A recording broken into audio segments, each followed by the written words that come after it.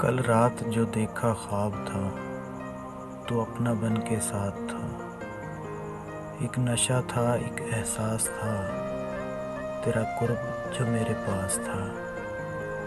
कहीं दूर किसी जजीरे पर हम और तुम तन्हा रहते थे दुनिया से अनजान मगर एक दूजे के होके बैठे थे।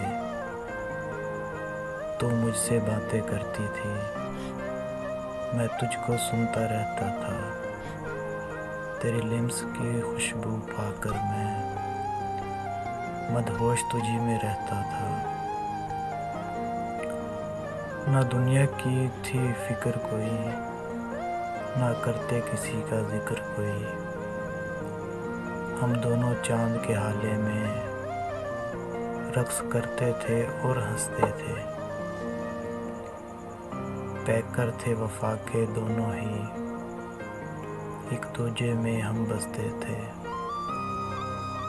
पर आँख जो मेरी खुली सुबह, तेरी खुशबू पास न पाकर मैं मजनू सा दीवाना बन बैठा। होश भी सारे खो बैठा। उस ख्वाब की कीमत देने को तुम मुझसे ले लो बेनाई, या मेरी आंखें ही रख लो, पर ख्वाब हकीकत ये कर दो। पर ख्वाब हकीकत ये कर दो।